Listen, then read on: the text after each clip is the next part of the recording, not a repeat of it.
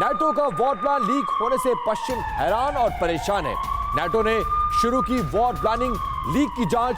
रूस के खिलाफ पश्चिम की पूरी योजना फिलहाल सार्वजनिक हो गई है। वॉर प्लान लीक होने से यूक्रेन को भारी नुकसान की आशंका बताई जा रही है। और देखिए वो वॉर प्लान जिसकी बदौलत पिछले 14 महीनों से यूक्रेन युद्ध के मैदान में था, नाटो का वही प्लान ही लीक हो गया।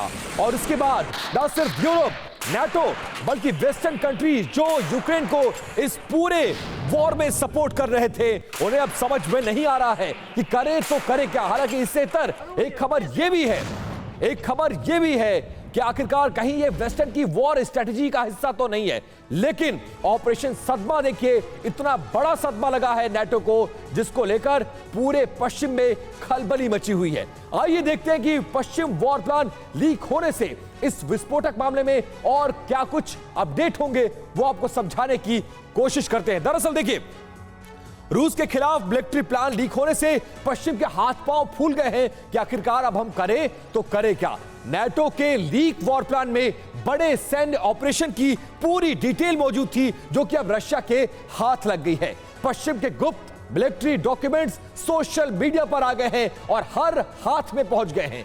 लीक फाइल में से एक पर सीक्रेट जबकि दूसरे पर टॉप सीक्रेट अंकित है। नाटो का यह वॉर प्लान इसी साल फरवरी और मार्च में तैयार किया गया था, जिसमें अगले 6 महीनों की पूरी रूपरेखा मौजूद थी। यूक्रेनी सैनिकों को नुकसान बढ़ने के पीछे डॉक्यूमेंट लीक भी हो सकती है इसकी बड़ी वजह।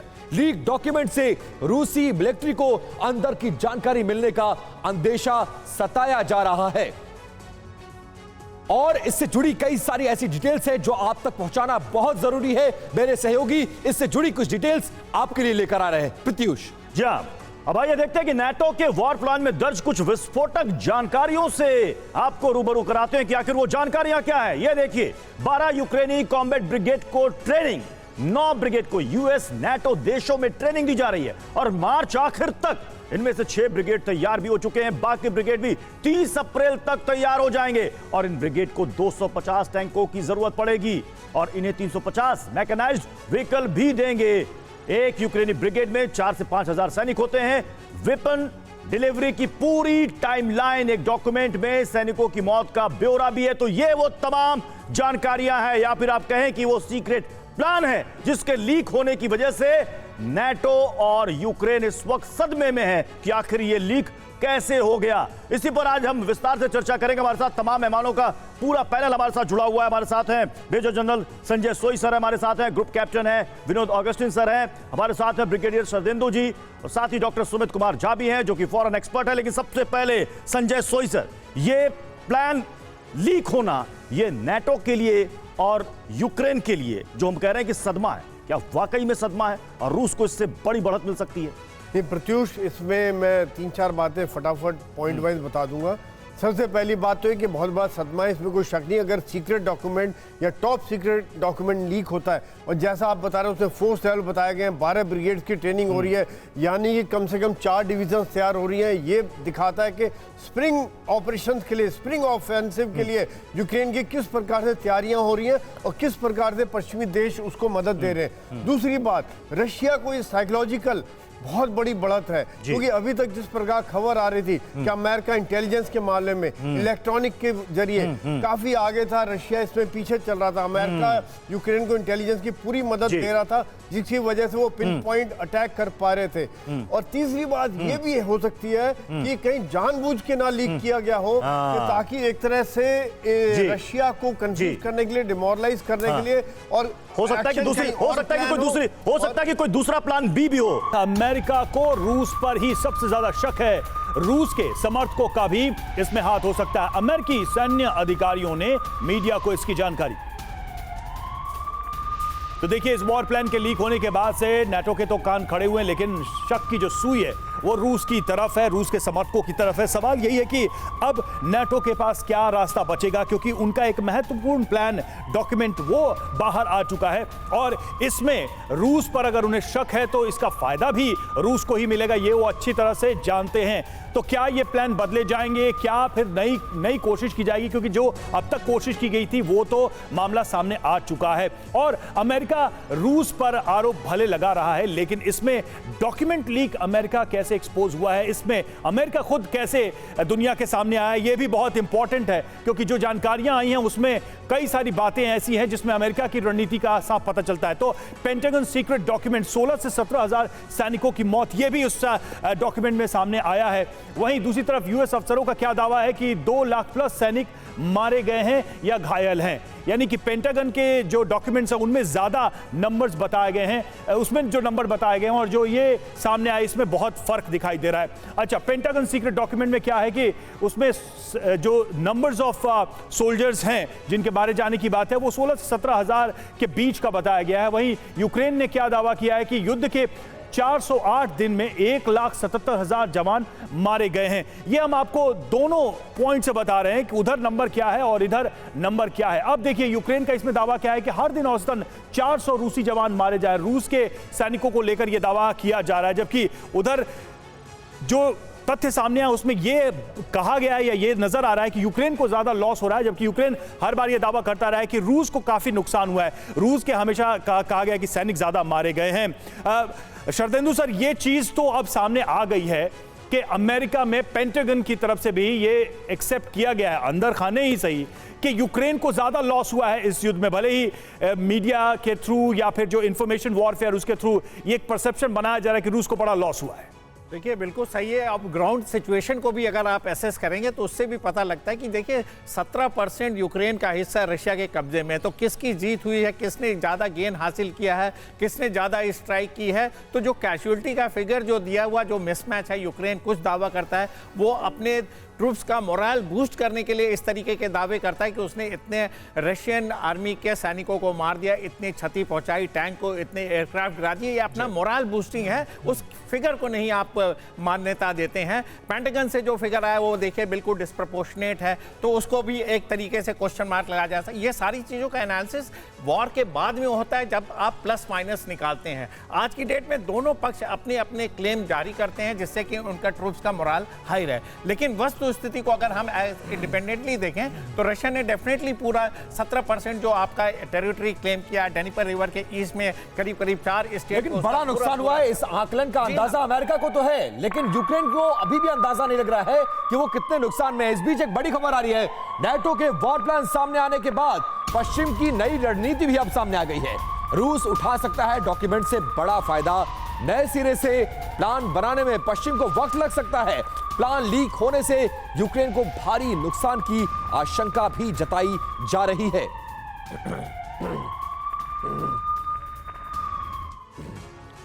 और आप समझिए कि यह प्लान लीक होने के बाद रशिया क्या करेगा और इतनी जल्दी एक नई वॉर स्ट्रेटेजी बनाना नाटो के लिए, यूरोप के लिए, वेस्टर्न कंट्रीज के लिए कितना महत्वपूर्ण और कितना मुश्किल होगा, यह भी एक बड़ी बात है। विदाउट प्लान अगर युद्ध के मैदान में यूक्रेन आगे बढ़ता है तो क्या होगा, और इस प्लान के लीक होने के बाद रशिया किस तरह से बढ़त ले लेगा, यह एक बड़ा सवाल है। सबसे बड़ी हैरानी की बात यह है कि अमेरिका और नाटो से जुड़ा कोई टॉप सीक्रेट डॉक्यूमेंट लीक हो जाए तो उसके बाद क्या इंपॉर्टेंट होता है वो भी आपको समझाने की कोशिश करते हैं। आइए समझते हैं इसके पीछे क्या कुछ वजह है और कुछ सवाल जो उठ रहे हैं वो क्यों उठ रहे हैं, वो जानना बहुत ज्यादा जरूरी है। टॉप सीक्रेट लीक, 3 आसार और 3 सवाल है। देखिए सवाल क्या क्या है। पश्चिमी खेमे में किसकी करतूत है ये सबसे बड़ा सवाल है। क्या ये पश्चिम में उभर रहे मतभेद का नतीजा है या फिर कुछ और है। दूसरी बड़ी बात क्या है, रूसी एजेंसियों का इसमें हाथ हो सकता है। सवाल यह है कि क्या रूसी एजेंसियों ने पश्चिमी सिस्टम में सेंध लगा दी है, क्या नाटो में रशिया का कोई ऐसा शख्स बैठा है जो इस पूरे प्लान को लीक कर चुका है। तीसरी बड़ी बात, गलत दस्तावेज सर्कुलेट करके इस पूरे युद्ध को, स्पेशली रशिया को क्या कंफ्यूज करने की कोशिश की जा रही है। सवाल क्या है, क्या फर्जी दस्तावेजों को रशियन टॉप सीक्रेट कहा जा रहा है। इस बीच एक बड़ी खबर आ रही है, वॉर प्लान लीक होने की खबरों का यूक्रेन ने खंडन कर दिया है। लीक हुआ कथित वॉर प्लान फेक है, यह यूक्रेनी इंटेलिजेंस के ऑफिसर्स ने क्लेम किया है। यूक्रेन ने रूस पर अफवाह फैलाने का आरोप लगाया है। यूक्रेन का तंज है कि फोटोशॉप में रूस का सबसे सफल ऑपरेशन है और क्लैरिफिकेशन आता हुआ नजर आ रहा है, लेकिन यह बात उतनी साधारण, उतनी सिंपल नहीं है जितनी दिखती हुई नजर आ रही है। अब यह फेस सेविंग का भी एक पैटर्न हो सकता है जो फिलहाल सामने आया है। यूक्रेन को मिलने वाले फाइटर जेट पर सनसनीखेज खुलासा सामने आया है। स्लोवाक फाइटर जेट के साथ हो सकती है छेड़छाड़।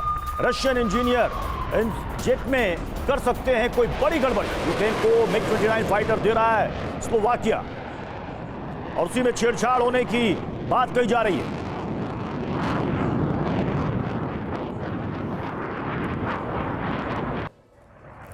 तो जो जेट मिल रहे हैं, क्या उसमें छेड़छाड़ की जाएगी?